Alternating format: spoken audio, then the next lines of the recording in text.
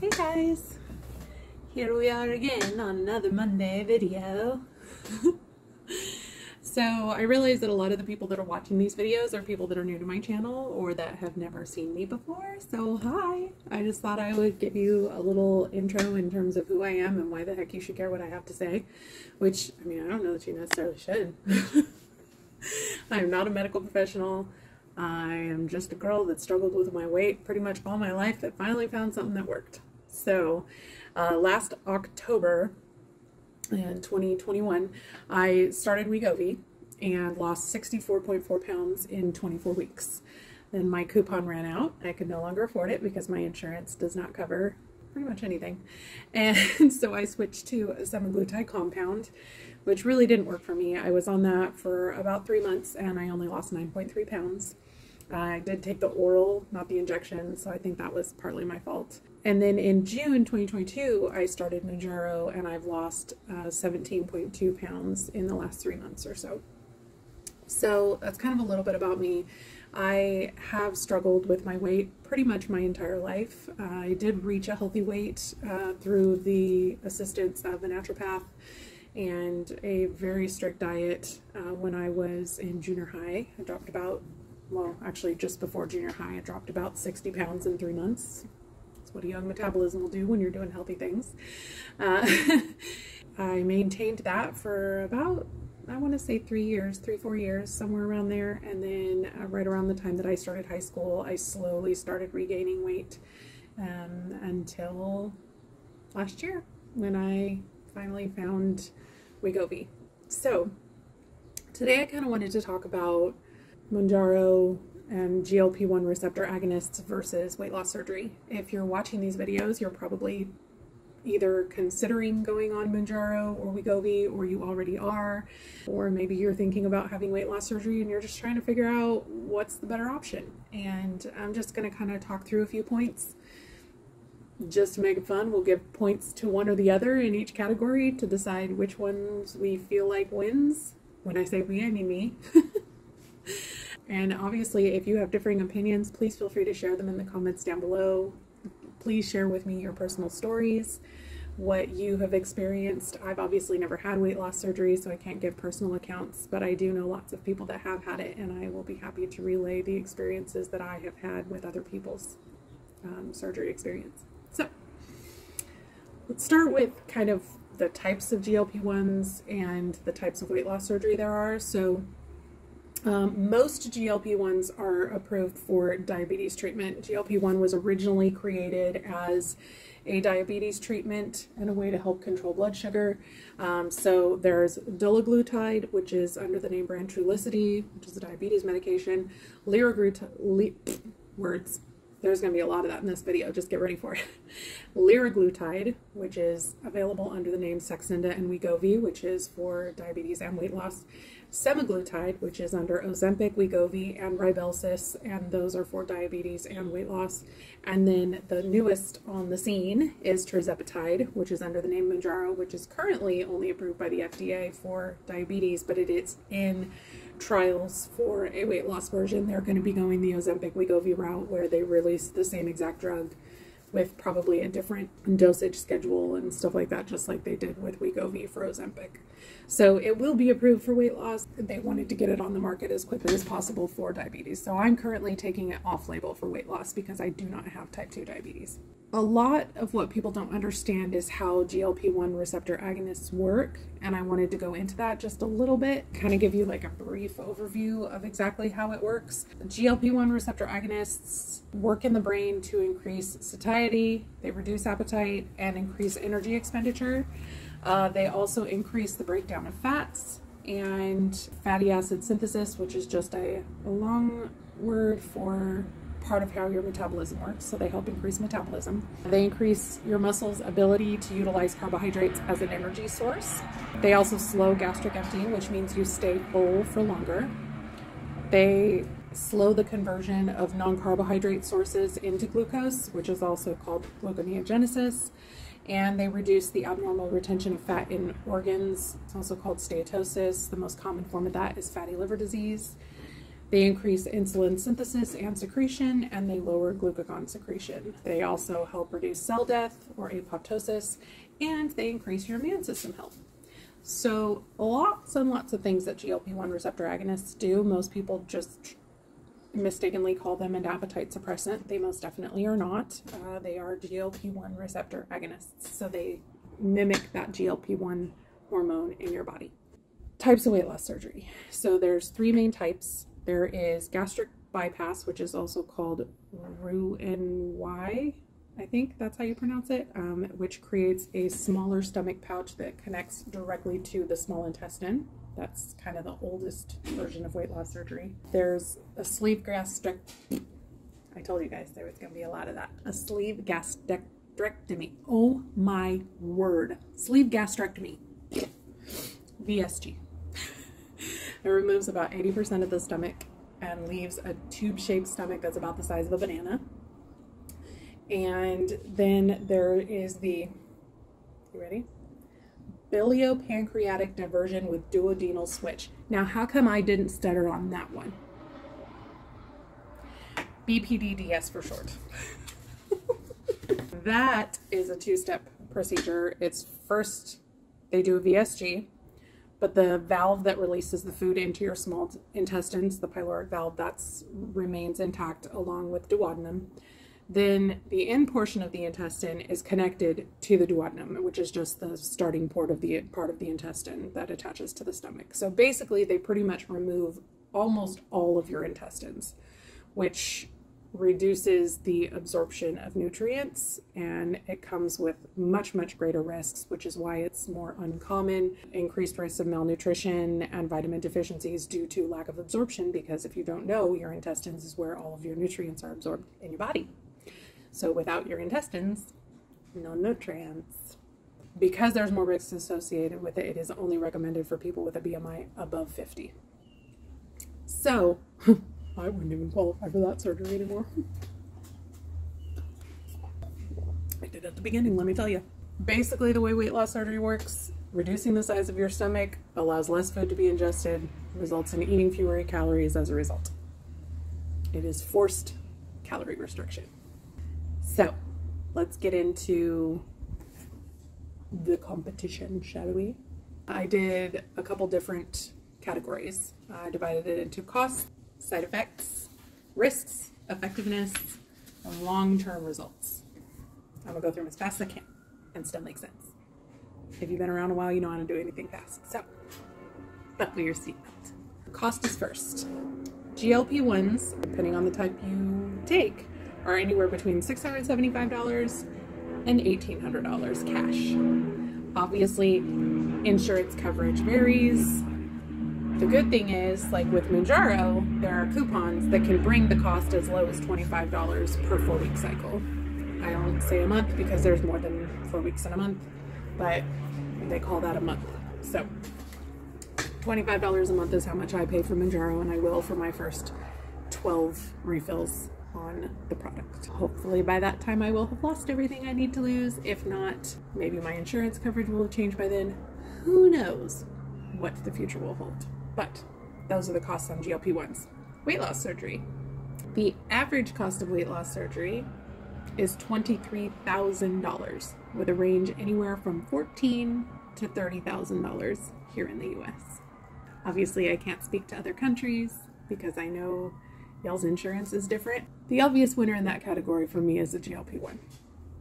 Unless you happen to be in an area where weight loss surgery is covered 100% by your insurance, or you have insurance that will cover weight loss surgery 100%, clear winner on that one is the GLP-1. Of course, if you have insurance that covers your weight loss surgery 100%, it's probably going to cover weight loss drugs 100%. So, first point to GLP-1s. Dink. Side effects. Most common GLP-1 side effects are gastrointestinal. I have a video that I just put up a couple of weeks ago where I talk about all of the side effects that I have experienced and how I cope with them. So if you're interested in that, please take a look. Nausea, constipation, diarrhea, things like that. Those are the most common side effects. Some people don't really experience anything. I have been extremely lucky and I've had very mild side effects. I really haven't experienced a whole lot. Depending on the GLP-1, with Mounjaro specifically, the majority of people did not experience side effects. They had a much lower incident of side effects than the other GLP-1s. Some people experience food aversions on GLP-1s, but the majority of people that I have spoken with can pretty much eat whatever they want as long as they do it in moderation and they watch the quantity of food that they eat. Other smaller ones, insomnia, headaches, cold, both like snotty kind of colds and like I'm cold all the time. Like cold, which is weird because I've never been a cold person, but that's a thing. Irritation around the injection site where you inject your drugs, muscle soreness, and then fatigue is a big one. Pretty much all of those are treatable with either prescription medication or over-the-counter home remedy type things. Pretty minor. Weight loss surgery. Reflux, chronic nausea and vomiting, inability to eat certain foods. Unlike the GLP-1s, those side effects are pretty much unavoidable from what I have gathered with weight loss surgery. It's not a will I or won't I, it's when I kind of thing. Anybody that I've ever met that's had weight loss surgery has experienced those side effects in some way, shape, or form for extended periods of time. I know someone that had gastric bypass and they vomited every day for 10 years. It's not that bad for everybody, but it's just, it is what it is. So in the side effects, I'm going to have to give that one to the GLP-1 as well, because maybe having side effects is better than you're definitely going to have side effects. Risks on GLP-1s, and I'm differing this from side effects in that it's more like a little bit more serious, something that would cause a long-term effect. So a risk with GLP-1 is hypoglycemia, which is low blood sugar. That's something that eventually may cause you to have to get off of the GLP-1 because it is meant as a diabetes treatment. If you're not being careful with your diet, it can significantly reduce your blood sugar, and that can cause some pretty interesting effects. The big one on GLP-1s is a potential risk for thyroid cancer. It's a very specific cancer called MTC, and unless I'm mistaken, I did quite a bit of research this morning, and I was only ever able to find cancer present in the non-human trials, so it was mice and rats. So the GLP-1s are still relatively new, so there's no real way to know long-term what will happen. There have definitely been some effects on thyroid, but I also know that some people with thyroid issues have had a lot of success using GLP-1s for weight loss. So it's kind of hard because weight loss surgery has been around for, quite a bit longer. Serious risks of weight loss surgery: hypoglycemia, malnutrition, ulcers, bowel obstruction, anesthesia-related risks, which are very real for morbidly obese patients, infection, obstruction of the stomach, perforation of stomach or intestine, which means like a rip or a tear, cardiac or heart issues, vitamin and iron deficiencies, blood clots, and hernias. Clear point to GLP-1 on that one. Effectiveness. GLP-1s in trials saw anywhere from 7.8% to 14% of total body weight loss in trials. It's way better than placebo and way better than diet and exercise alone. But the clear winner in this category is weight loss surgery, where there is an average of up to 77% of body weight in the first 12 months. That's insane. So obviously, in terms of effectiveness and how quickly and or well it works, weight loss surgery, clear winner in that category. So long-term effectiveness or long-term results, like how long people keep the weight off. With GLP-1s, really, it's too new to tell. Initially, they said, oh, you're only going to stay on these drugs until you lose the weight, and then you're going to go off of them. Now, some are saying that they think a maintenance dose is going to be required. Other people are saying that they're just going to, rely on the healthy habits they learned while they were losing weight in the time that it took to lose the weight on the drugs. That is what I'm going to rely on, because unless something changes with insurance or the cost of the medication, I don't have any other option because I can't afford it once the coupon is gone. With weight loss surgery, 20% of patients regain more than 15% of their body weight 5 years post-surgery. There's a lot of different studies with a lot of different numbers, but that was the most recent one that I could find that had any kind of information. I have seen a lot of people who have experienced weight gain after weight loss surgery turning to GLP-1s to help them lose weight again. In fact, I have a close friend of mine that started Ozempic after she started watching my channel, and she's lost a significant amount of weight after regaining from weight loss surgery. So it's been an absolute game changer for those people. I'm going to call that one a tie, just because without a lack of information from the GLP-1s, and, you know, obviously people in weight loss having weight loss surgery do experience weight regain. It's kind of hard to really say that there's one winner over another. I will say that because people who have weight loss surgery lose their weight so quickly, and a lot of that weight loss happens in the period of time following surgery when they can't really even eat real food. So I don't necessarily feel like you have the time to establish new healthy habits that you would need in order to maintain that weight loss. So that's a definite downside to the weight loss surgery as opposed to the GLP-1. But I definitely still think that one's a tie. So that's it. Those are kind of the things that I considered in terms of, you know, which one's better than the other. And obviously the clear winner for me is the GLP-1. I have personally known 3 people who have passed away as a result of complications due to gastric bypass surgery. The first one that I knew was when I was in high school, and she was a mother of a friend of mine. And it was not quick, and it was not pretty, and that left a lasting impression on me. I have another friend of mine, kind of a friend type thing, and she was kind of a mother figure to her, and she had gastric bypass, and there were complications with her surgery. The doctor did not perform it correctly, and so she had to have the surgery repeated 3 times, and she slowly died of malnutrition over the course of about 8 years. And it was horrifying to watch. I'm not saying these things to try and scare you off of it. I'm just telling you what my experience is, and that obviously contributes some to why I have never chosen to have weight loss surgery, even though it was offered to me as an option multiple times by different medical professionals. I have known dozens of people who have regained everything they lost and then some, but they still suffer the effects of the surgery. So they still can't eat whole food groups. They still can't, you know, have dairy. They still can't drink soda. They still can't, you know, they still have all of those side effects and those after effects of the surgery without the benefit of still having the weight loss.